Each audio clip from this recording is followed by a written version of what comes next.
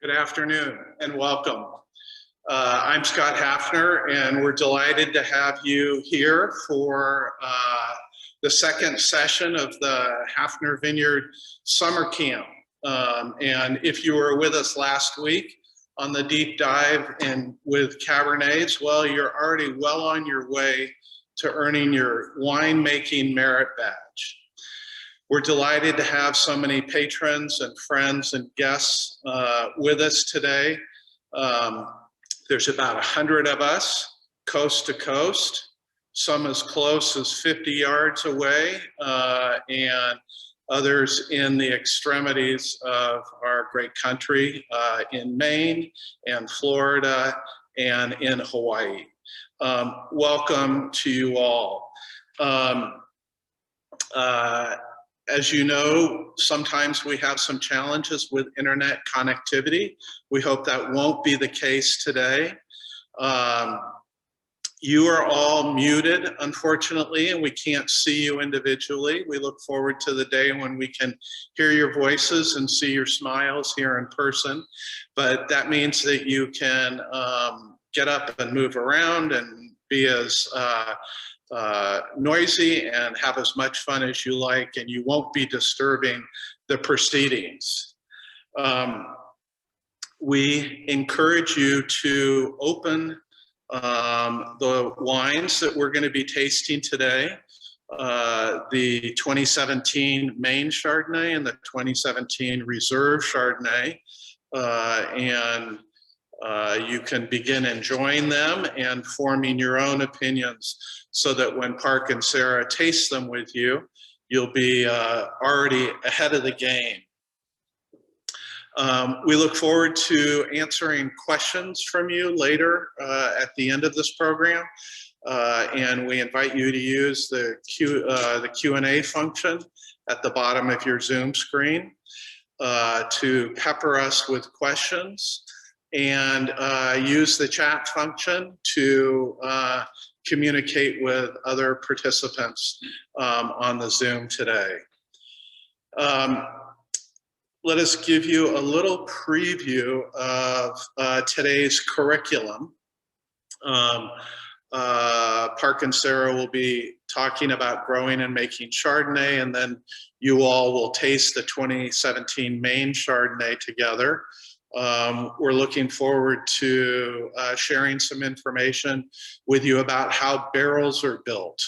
I think it's the rare person who knows that already, and we found the video that we'll be sharing today fascinating, and Parke will be curating that information.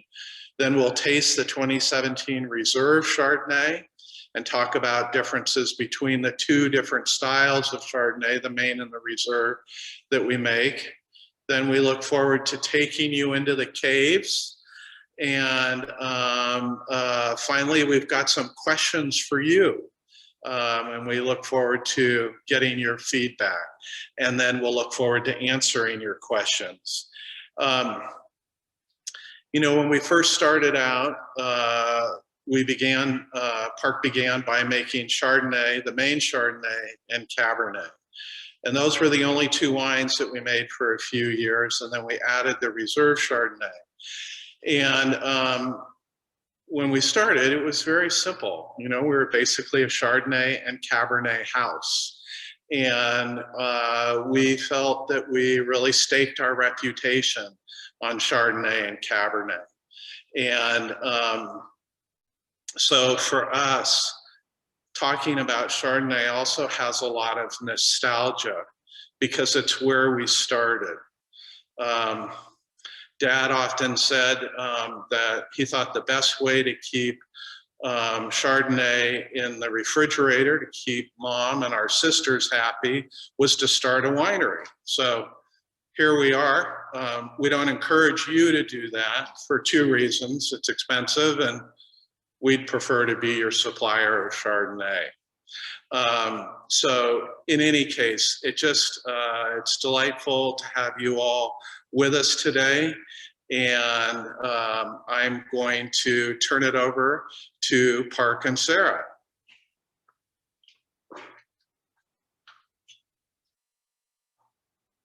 Oops. Actually, let me say one more thing. Sorry. Let me introduce our team here, which is, as you can see, it's 4 generations of Hafners and several generations in the office and in the vineyard. If you've been on these Zoom presentations, you've seen this picture before. I can't tell you how excited we are about the possibility of taking a new photograph now that we're all fully vaccinated and able to be in closer contact with each other. Only a few of the participants have changed. Marie, who's the youngest there on the right, has gotten bigger and is now forming complete sentences. Thankfully, Dad is still strong and right there in the center in the foreground. And all of us are happily ensconced between the ages of 2 and 95, which Marie and Dad represent. So now I will turn it over to Parke and Sarah. Howdy, and thanks for joining us for our focus on Chardonnay today. As Scott mentioned, that was really the first variety we started with. The first grape we crushed was Chardonnay, and we still continue to make quite a bit of Chardonnay each year. Here's a map that Sarah drew a few years ago showing our vineyards. It's changed a little bit in that time, and we have made some adjustments, but you'll notice down at the bottom are where most of our Chardonnay blocks are, and the green circle there is the block. Those are both referred to as the house block. The green section, the one that's circled in green, is Dijon Clone 76. And that's used mainly for the Reserve Chardonnay program. And then in blue, on the right-hand side is Clone 15. On the left-hand side is Clone 4. Clone 4 is used only when the yields are too low in those other 2 blocks, and we need to augment them with Clone 4. But 15 and Dijon 76 are really our main clones for our Chardonnay production.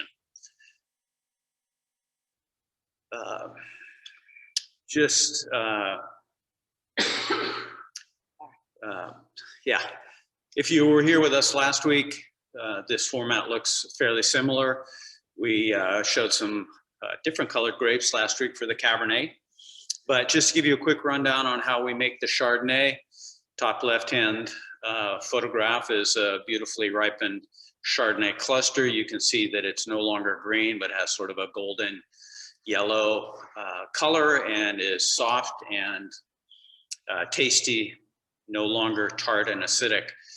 So once we give the go ahead to get going, we fire up our machine, which when we pick Chardonnay, as in the case for the red wine as well, we like to pick when the fruit's as cold as possible, which usually means starting around 5 in the morning so we can finish by 9:30 or so when the air temperature starts to warm up.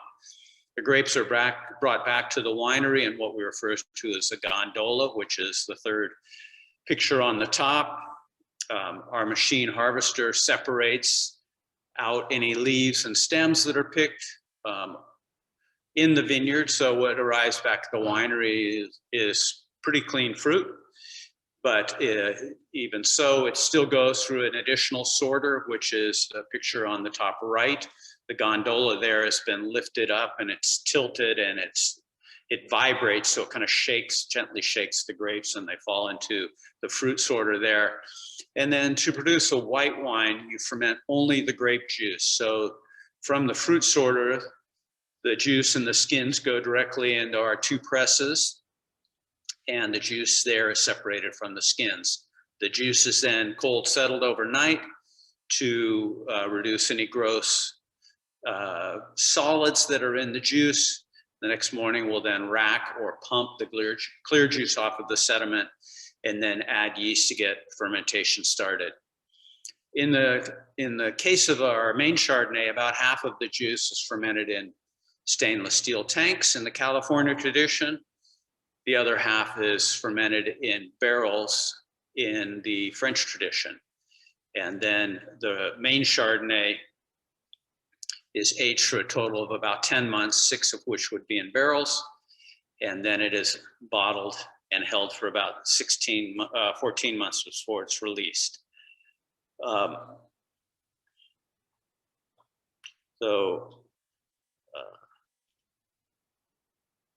Let's see, I'm checking my notes here. Let's see. So we're going to start by tasting the main Chardonnay, which hopefully you've poured. Sarah often leads these discussions because, to be quite honest with you, she has the better palate than I do. So I'll let her speak to some of the descriptors that we found in this main Chardonnay. The one thing about our main Chardonnay I find is that it's really fruit forward, and this 2017 is a great example of it.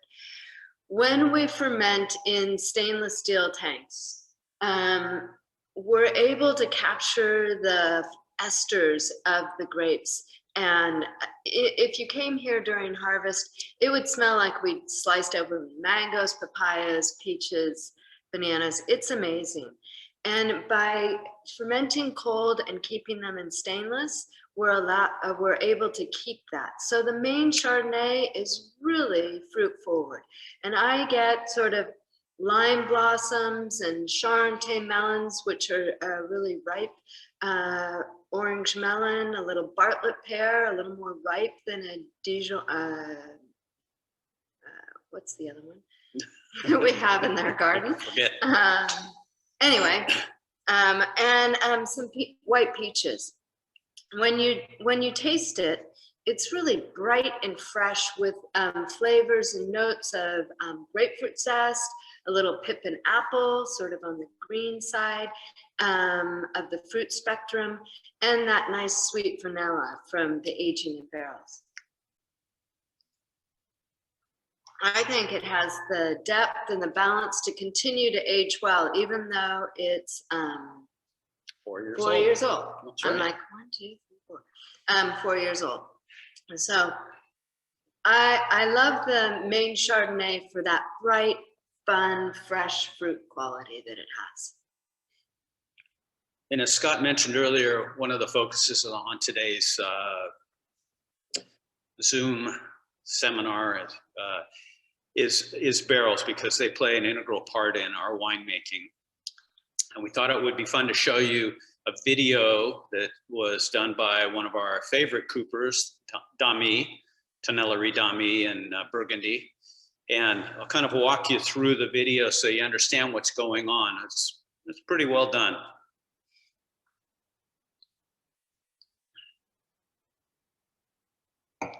So these are what the oak forests look like in France, and they're considerably different than the oak trees we're used to in California. They grow up straight quite a ways, and then they branch out at the top, which makes them suitable for barrels. And one of the most interesting things when you watch this video, I wanted to point it out, is look at how no other trees are damaged when they fell this tree. My understanding is they're penalized if they damage any mature trees when they fell a tree. And it's thanks to that kind of care that they've been able to maintain their forests for centuries.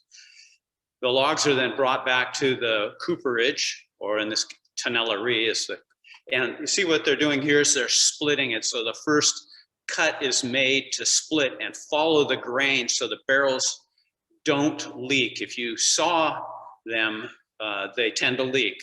So once they've got the first shape, then they can use a saw and some technology to make the job a little easier.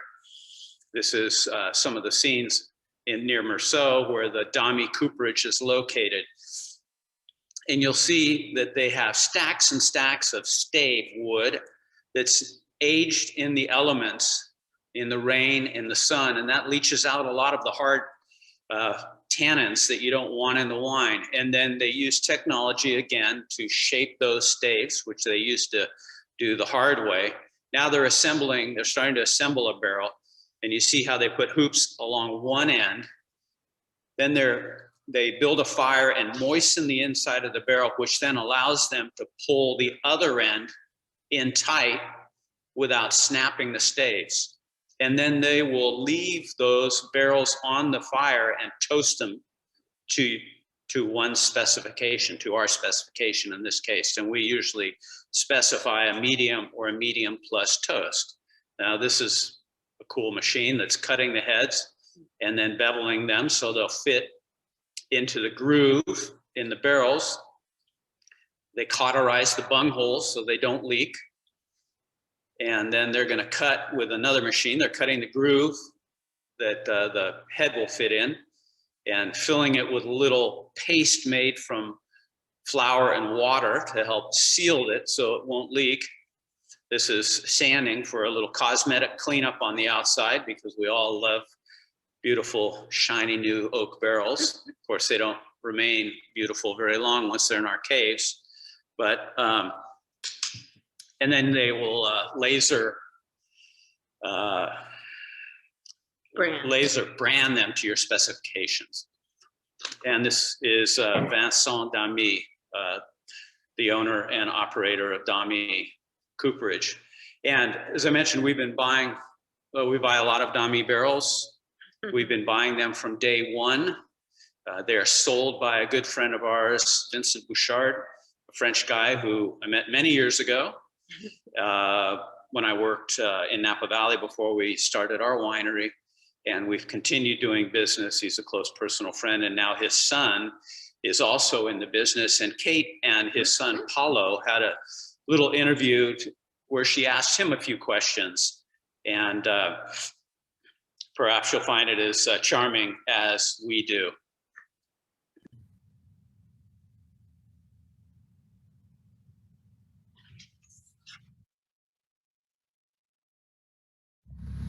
Hi, I'm Kate Hafner, and I recently spoke with Paulo Bouchard of Bouchard Cooperages, where we've been buying barrels from for many years.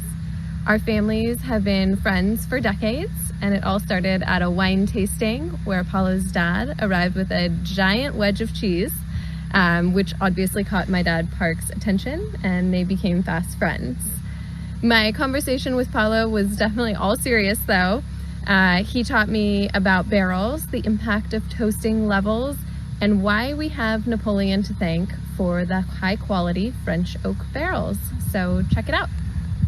Yeah, good afternoon, Kate. My name is Paulo Bouchard, and I work for Bouchard Cooperages that for over 40 years has been a barrel broker in North America, Australia, and New Zealand.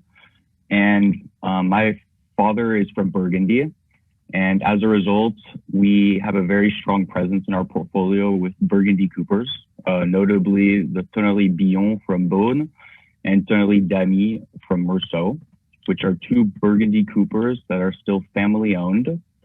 And for the most part, are making traditional Burgundy French oak barrels that are mainly based on forest origin and that are fire bent, and that can be found in some of the most prestigious cellars in Burgundy, but also throughout the world and also in the New World. Nice. And so can you kind of explain really briefly about the forests and how they're managed? I mean, I think it's such a unique situation over there that people probably don't necessarily know about. Yeah, so French oak, the reason French oak has such a strong reputation is actually thanks to Napoleon. And if Napoleon decided to harvest all the French oak during the Napoleonic Wars, France wouldn't have a reputation for its forests. And instead, what Napoleon decided to do is he had a minister called Colbert, and Colbert decided to preserve France's forest so that they could use it for lumber, for the Navy to fight the British and their other wars, but to also leave it for the future. And maybe that's one of the reasons France always lost many naval wars against the British. But as a result, we still have oak trees, and Britain doesn't have any trees.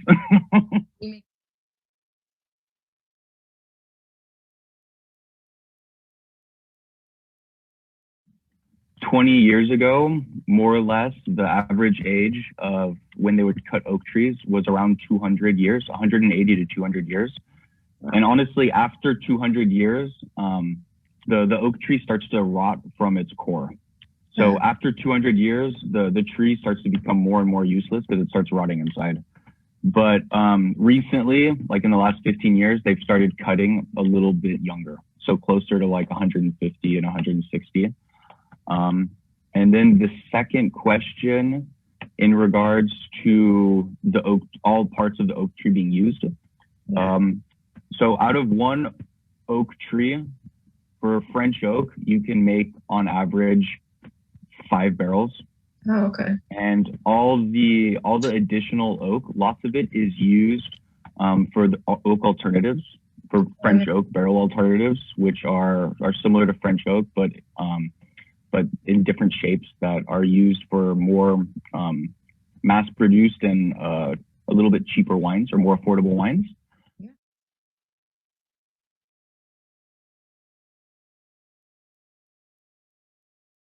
Still, for like the heavy and medium plus toasts, you have open fires that don't have very much embers, and as a result, the flames lick the barrels a lot, and you can get some charredness, and that's where you get some of the darker toast profiles. But recently, there's been a bigger shift to have much more elegant toasts that are much more respectful to the fruit. And these toasts are typically done when the small fires have embers in them. And that way, when you put the barrel on top of it, you don't have an active flame that's licking the barrel and charring it. So I think more and more, especially with the two coopers we're working with, people are shifting more towards medium toasts and light long toasts. And from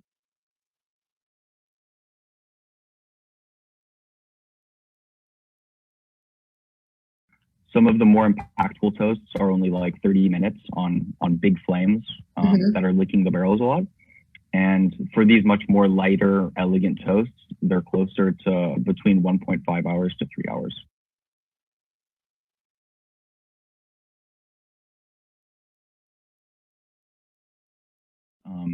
And typically family-run cooperages in France are making anywhere between like 5 to 20,000 barrels. A small family-run cooperage can be in that range. And yeah, lots of people still consider it an artisanal craftsmanship. And when you're toasting, it's a lot about touching the wood and feeling the wood and doing it a lot by touch. Well, thank you. I really appreciate you taking the time to kind of talk us through some of barrel, everything that there is to know about barrels. And I know we just sort of, touch the very edge of it, but it's helpful to get a little bit more of an understanding about what goes into it. And it's, it's just such a craft, and so cool that you and your family have been doing this for such a long time. So it's nice. We're lucky, but yeah, thank you. Yeah, thanks for reaching out, and good luck with the coming harvest. Thank you. Yeah. I just love Paulo. So charming. Oh my God. And we've known him since he was a baby. Wow. So we're going to taste on that note, we're going to taste the Reserve Chardonnay. And the Reserve Chardonnay was inspired by my time in Burgundy. I had the opportunity to do a harvest in France the year before we built the winery, just after we were married in 1981. It was work, although it was pretty pleasurable. And I worked in a very small traditional winery. And so their techniques, their wine kind of inspired the Reserve Chardonnay program. And for the Reserve Chardonnay, all of the juice is barrel fermented. And then for the Reserve Chardonnay program, we use a much smaller percentage of new oak barrels, about 8 to 10%, as opposed to twice that much for the main Chardonnay, because our feeling has always been that for oak should complement the fruit and not dominate it. So we want it to be kind of almost background, but in the Reserve Chardonnay, there's more of a character from the barrel aging and the extended barrel aging. So the Reserve Chardonnay is aged for about 15 months in barrels, again, older barrels before it's bottled and then held for about 14 months. So a different flavor profile, and Sarah will tell you how we describe this wine. What Parke didn't say is that at Lafon, where he worked, there wasn't any sort of stainless steel or any, it was all very old. So Monsieur Lafon's only option was to ferment in French oak barrels. So that's why he fermented that way. But for me, the 2017 Reserve is still surprisingly youthful, and it's more elegant and refined than the main Chardonnay. So when I swirl and sniff, I get really delicate floral notes, not the, you know, the peaches and the melons of the main Chardonnay. And I get a little roasted nuts, which comes from the time in barrels, and a flintiness that comes from lees stirring that we do in the Reserve program, not in the main program. So it's just beginning to develop that nice flinty quality. And on the palate, especially if you compare it to the main Reserve, to the main, it's so soft and supple, and you can see how that secondary fermentation, it lowers the acidity, so it's softer, rounder. We change the acid from malic acid to lactic acid, the acid in butter and milk. So there's a creaminess throughout it. So as I said earlier, to me, it's still young, and with time, it'll develop that flintiness that both Parke and I look for in our Reserve Chardonnays.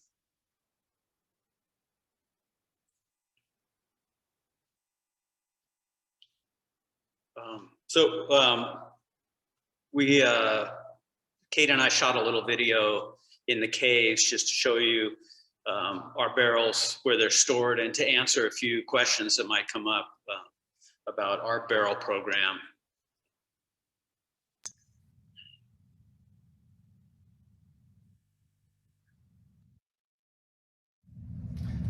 Welcome to our wine cave. Come on in and let me explain to you why we dug these caves.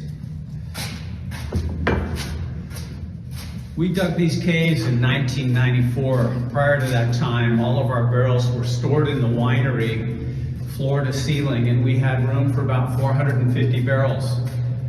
Now in this 5,000 square foot cave, we can hold about 700 barrels. And the beauty of caves is that they have a constant temperature, in our case about 63 degrees, and a relatively high humidity, which is about 80%.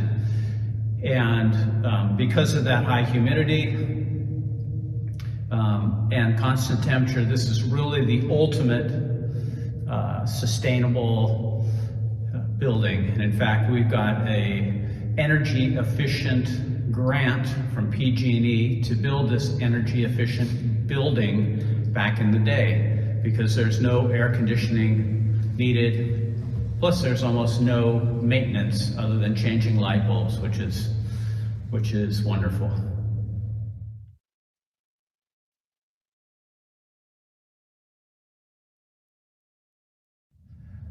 We're on the Chardonnay side of the caves. We also have a red wine side, and we do a lot of barrel fermentation of the Chardonnay in the caves. The reason we ferment in barrels as opposed to fermenting in stainless steel tanks is that in barrels you get kind of a flinty, creamy character that we find very attractive in the wine. When you barrel ferment, as opposed to when you tank ferment, you get more of the focuses on the varietal character, because there's a cooler fermentation temperature when we're fermenting in stainless steel, usually around 50 degrees, as opposed to the 60, 65 degrees in the barrels during fermentation in the caves. Now we also age in barrels, obviously, in the caves, and there are two reasons why you age in barrels. The first and most obvious reason is to flavor the wine with the flavor of the oak barrels. And we feel that a barrel imparts that kind of flavor for about 2 or 3 years and then becomes what we refer to as a neutral barrel. But neutral barrels still have an advantage, and that's because when you age in barrels, there is a constant, albeit very slow, evaporation of wine through the wood. We come back every 2 weeks, we pull the bungs out, and we top the barrels back up with wine. The action of topping the barrels up adds a little bit of oxygen to the wine each time we do that, and it's that gradual addition of oxygen that allows the wine to develop. So every winemaker has to determine or decide how much oak flavor they want in the wine, how much development they want in the wine, and that determines what percentage of new oak barrels you buy each year. Our percentage is a little lower than a lot of other people's because we feel that the barrel flavor in the wine should complement the varietal character and not dominate it. So we usually replace about 20% of our white oak barrels, our barrels for white wine each year.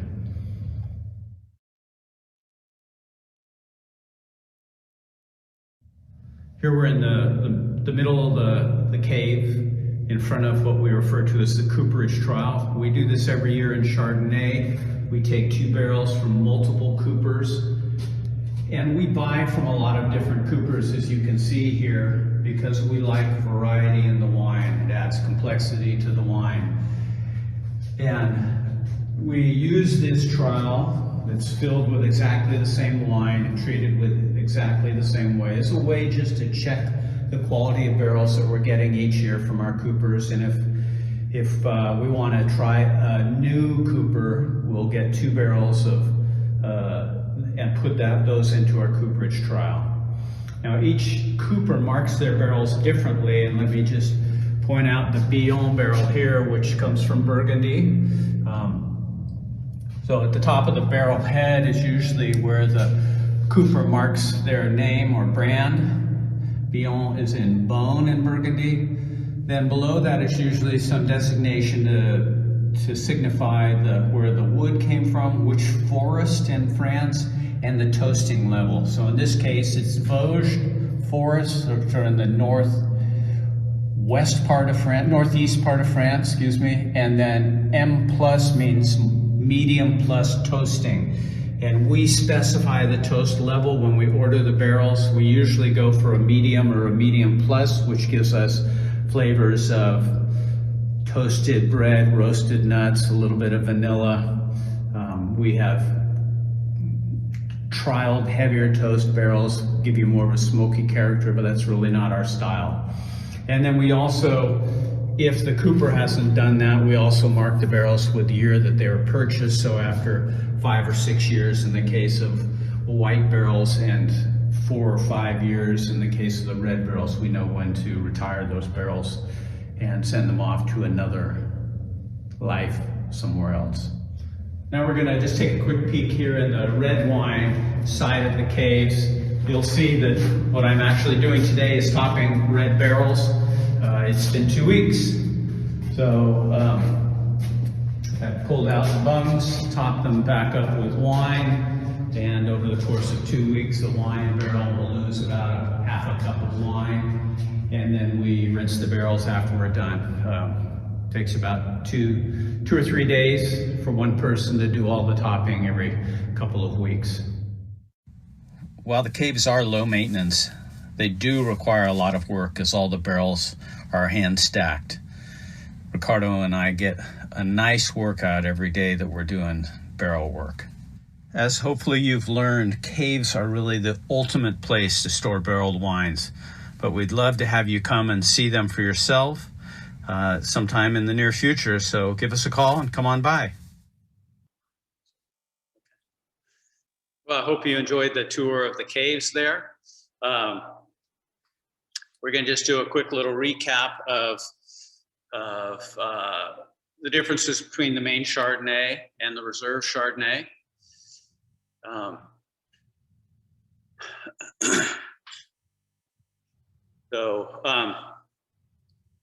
just to recap it, on the main Chardonnay is 50% barrel fermented, 50% stainless steel fermented, as opposed to the Reserve Chardonnay, which is 100% barrel fermented.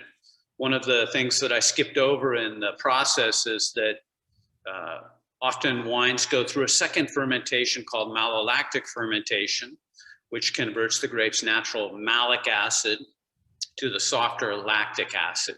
And in the case of the main Chardonnay, about 40% of the wine undergoes that second fermentation. In the Reserve Chardonnay, 100% of it goes through malolactic fermentation. Then as far as the barrel aging, the main Chardonnay is aged for about 6 months in barrels, about 20% are new, as opposed to the Reserve Chardonnay, which is aged for about 15 months in barrels, and again, less than 10% are new. But hopefully they both have a similar oak component in the finished wine. The main Chardonnay is bottled about 10 months after harvest, just in time to open those barrels up for the following vintage of Chardonnay. And the Reserve is bottled about 18 months, so usually January, February, a year and a half after harvest. And you see the descriptors that we have down there in blue. The main Chardonnay is a little more fruit focused, brighter, a little more lively on the palate. The Reserve Chardonnay is typically a little bit, has a flinty character that we often think reminds us of the time we spent in Burgundy. It's a little more complex and a little rounder in the mouth. At this point, we're going to turn it over to Scott, who is going to lead us on something else. So one of the delightful things about our business model is that we get to be in very close contact with all of you. So we wanted to ask you some questions. And, you know, Chardonnay goes really wonderfully with lots of different items, lots of different food. But we were curious which of the three of these were sort of your favorite to enjoy with Chardonnay. So I hope you'll take a minute and vote up to 3 choices. And, you know, when I mentioned earlier that we have a lot of nostalgia about the Chardonnay, we're very grateful that that's shared with our patrons. Earlier this week, we were in touch with all of you about a few different sort of special selections that we put together for the summer, including a mixed case of the Chardonnay. And this morning, before I went to lunch at 11:30, I sent an email to about 600 patrons who were very consistent Chardonnay buyers, and probably many of you were on that list. But they were people who had not responded to the offer on Monday.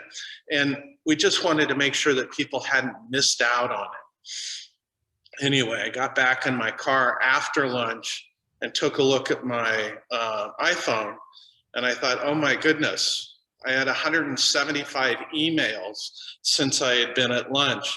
And it just underscores the popularity of Chardonnay, and we're grateful for that you all enjoy Chardonnay so much. It means job security for us. So here are the results of the poll. Not surprisingly, fish and chicken are in the lead, with cheese and bread following. And there we go. That's what we really like, the open-mindedness of whatever is being served on Friday night at 5 p.m. Thank you. It's just interesting to hear what people think. And those of us that are fortunate enough to work in the office have that pleasure all day long, you know, because we're hearing from patrons on the phone or by email. So we also wanted to ask you one other question. which is, you know, which of these three wines are most frequently found on your table. We're not concerned with whose winery it is as much as we're just curious, you know, what you're enjoying. We're grateful you're enjoying Hafner wines, but aside from that, you know, just we were sort of curious on what you were thinking. While you're working on that, let me mention that this offer that we emailed on Monday was sort of a time-limited offer. It goes through this coming Monday, June 14th. If you happen to take a look in the Chardonnay bins in your wine cellar and you see that you're getting low, or you're thinking about entertaining that you're going to be doing this summer, feel free to reach out to us this weekend by email or in the chat right now. Lori's happy to help you. Great. This is fascinating, and this corresponds to some house palates here. We obviously enjoy the Chardonnay and Cabernet that comes from our vineyard and other vineyards, but Pinot Noir is a close third, and Rosé is very popular, but people tend to see it a little bit more as summer wine. Next Friday, we'll have another presentation in the summer school here, and the focus will be on Malbec, the Malbec grapes that go into both the next red and the rosé. So we're going to answer some questions in just a second, and the real brains behind this operation of the Zoom presentations has just arrived, Kate Hafner, thank God. It's very different when you're working with people who grew up with a computer in their hand versus those of us who can remember the advent of the electric typewriter. But one of the questions that we got were sort of, you know, well, what do we enjoy drinking Chardonnay with? And while the answer to that would be lots of things, why don't you mention a favorite? Well, I'm certainly looking forward to Chardonnay with a roast chicken tonight, which is going to go into the pizza oven in a couple of hours. We'll be enjoying that with Dad. I will admit that I do like to make a Chardonnay spritzer. Yikes. Yes, with our Chardonnay wine. And that's a great way to end the work week. And it's low alcohol too. And at the other end of the low alcohol spectrum, we do have a dear friend who's no longer with us, who used to love what he would call his Hafner martini. And he'd fill a glass up with vodka, and then he'd add just a little bit of Hafner Chardonnay. That's at the other end of the spectrum. For me, I love Chardonnay with lots of different things, but you know, on a Sunday night, there's nothing better, in my opinion, than a fluffy omelet with Gruyere inside and fresh baguette and cold Chardonnay. So those are just some ideas from our end. And without further ado, the director of this Zoom operation. Man, it sounds like we're going to need to do some sort of like cocktail webinar with different ideas. So if you guys have any Chardonnay cocktails, send them my way. Okay, so we had a couple of questions come in beforehand, and you guys have been nice and lively in the questions here. So I don't know if we'll get to all of them, but let's kick it off. We had one question earlier that's in a blind tasting, what would you find in white Burgundies versus California Chardonnays?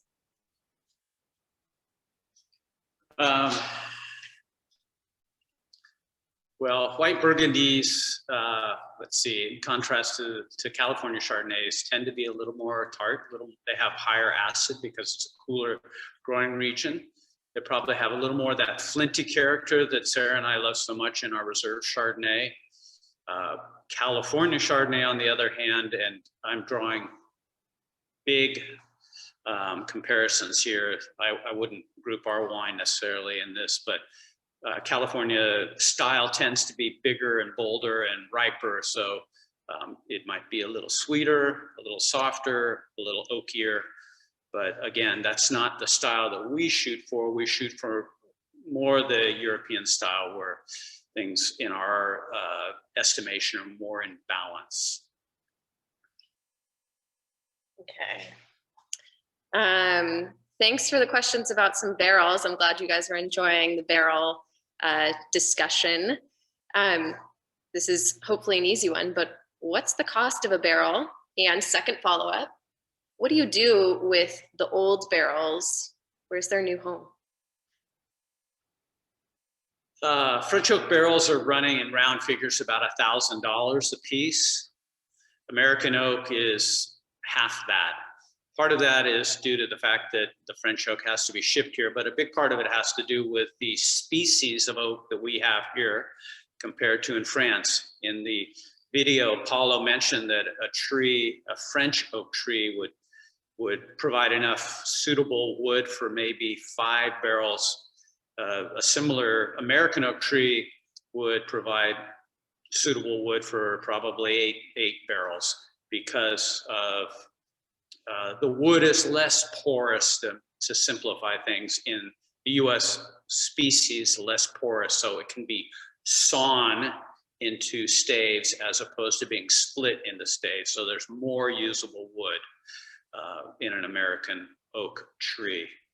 And when it's time to say goodbye to our older barrels, we either send them off to other wineries that are looking for neutral barrels that run out of storage space, but more commonly they are repurposed into furniture or planters or things like that. So we have patrons that come by and pick up 1 or 2 from time to time.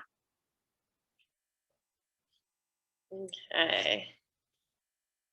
So I'm just going to look in the chat because it looks like you guys are also chatting a bit. Oh, I already got a recipe for my next virtual tasting. Get ready, you guys. This just got a lot more fun. Is this the cocktail tasting? Yeah, we'll do that at 5 next time. Let's see. So one question was, what is it about a Chardonnay that makes it age better than others? And maybe you can speak about the technical piece of it and the flavor. Sure. I alluded to it a little bit when I was talking about the difference between California and Chardonnay and Burgundy, white Burgundy. In California, generally speaking, people tend to pick their grapes riper than we do, and they have lower acidity, which gives a softness or roundness, almost a sweetness to the palate. Believe it or not, Americans have sweet palates. I know none of us would confess to that, but that is in fact the case. And those wines, lower acidity, to my mind, they don't have the staying power of a wine that is picked with a little more natural acidity, isn't overdone with oak or other characters. And we find people enjoy our Chardonnay for 5-10 years, sometimes past the vintage date. And white Burgundies are not dissimilar to that, but most California Chardonnays, I think, probably are best consumed the evening you buy them in the store. No bias there. Let me just look at some of the notes that came in before the questions. One of them was, how do you serve the main Chardonnay versus the Reserve Chardonnay? And maybe you can answer that. You do some nice toasting. The main Chardonnay for me is a lot crisper and tighter. And so I tend to serve it with dishes that may have a richer sauce. I think a lot of this is personal preference. One of the reasons that our Chardonnay has been very successful with the restaurants that we work with is just that issue of sort of high acid, and that it pairs well with wine. It complements the food. It doesn't compete with the food. I don't know. Do you have a particular certain things that you serve with the Reserve Chardonnay or the main Chardonnay? Well, it's sort of whatever I feel like that evening. Yeah, personal taste. And it's interesting, there's some patrons who like both Chardonnays equally, and other patrons who have a strong preference for one or the other. And back to the question about aging, from day one, our goal was to provide information to patrons and to guide patrons, but not to dictate how or when to enjoy your Chardonnays or your wines from us. And I think that patrons who've been buying wine from us for a long time have a very strong knowledge base about whether they prefer our Chardonnays when they're young and crisp and tighter and the fruit is more present, or whether they enjoy them when they have several more years and they're softer and rounder, and that flinty quality comes forward. Let's see what else. Someone was asking, have you ever visited any of the forests that the barrels come from? I've probably driven through some of them when we've been in France. That's a tour that I love to take. We have visited a couple of cooperages, including the Damy cooperage in Meursault and Dion in Beaune. But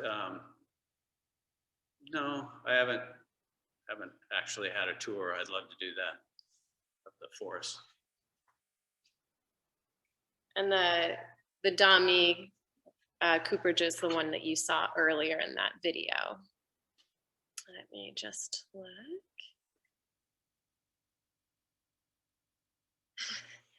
Okay, we have to say that some people are asking about what the recipe is for your spritzer. Is it secret, or do you think maybe you can share? Okay. Well, there aren't really proportions, but Just like your grandmother. put a couple of ice cubes in a glass. Put in about this much Chardonnay, a little bit of Saint-Germain, and then some sparkling water to taste. And it's very refreshing and quite gulpable.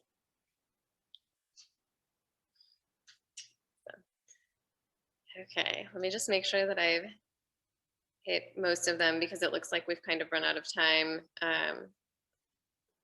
Maybe you can touch on this very, very briefly, but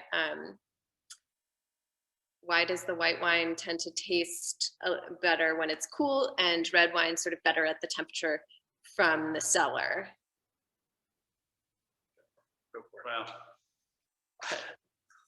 that's kind of a hard one to answer. I'd never thought of that before, but we do tend to cool our Chardonnay a little bit more than we do the red wine. I think that Chardonnay white wines tend to be a little higher in acid, and cooling it down makes it maybe a little softer in the mouth. The flavor is a little more delicate, and keeping it cooler holds those in. A red wine is kind of phenolic and astringent, and cooling that down, I think, would accentuate that astringency.